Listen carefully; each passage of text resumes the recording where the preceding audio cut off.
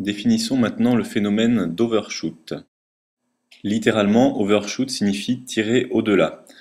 Il va regrouper toutes les circonstances où notre pointe d'aiguille, que nous cherchons à mettre près d'un air, dans un vaisseau, sera au-delà, donc aura déjà dépassé ou pas encore dépassé le plan des ultrasons.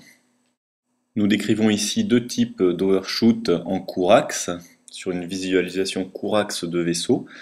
Nous voulons donc piquer hors du plan des ultrasons.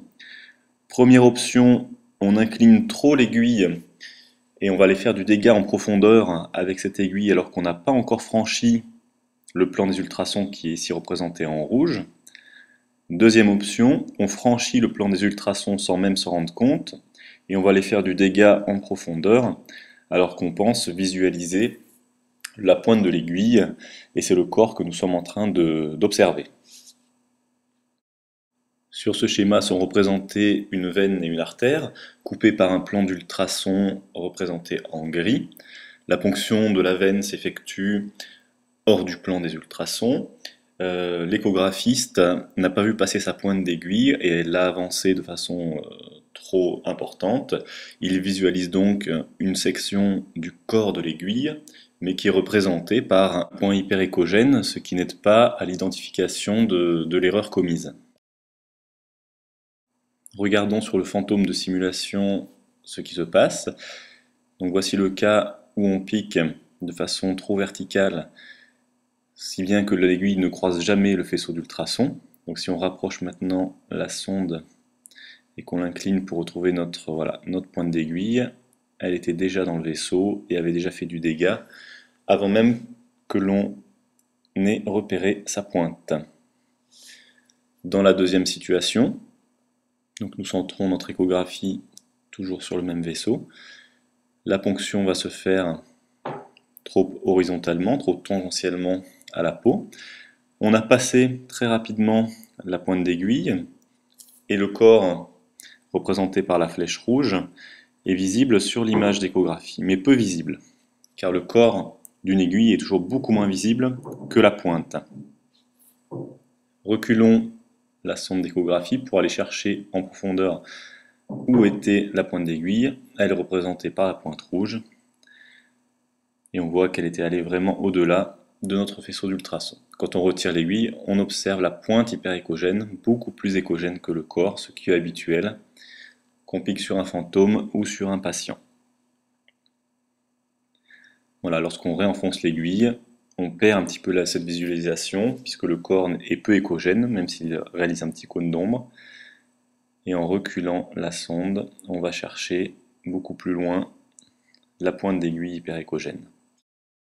Nous décrivons maintenant le phénomène de overshoot en visualisation long axe d'un vaisseau et ponction dans le plan des ultrasons. Donc première situation, on pique de façon trop verticale et comme tout à l'heure, l'aiguille va aller faire du dégât en profondeur alors qu'elle n'aura même pas croisé le faisceau d'ultrasons.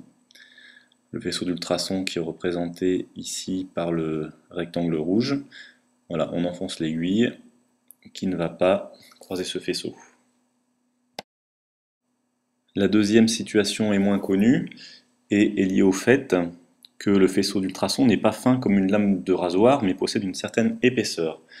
Donc nous allons piquer un petit peu de travers avec l'aiguille par rapport au faisceau d'ultrasons, mais du fait de l'épaisseur existante de ce faisceau d'ultrasons, l'aiguille sera représentée par une certaine longueur sur l'image d'échographie telle que nous allons le voir maintenant.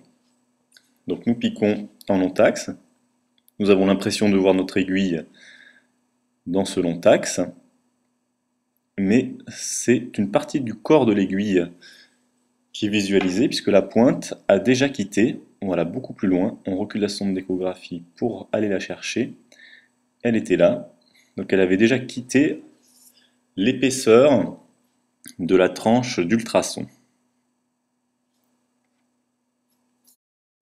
Voici le phénomène représenté schématiquement. L'opérateur visualise en long axe une veine qu'il souhaite ponctionner dans le plan de l'échographie.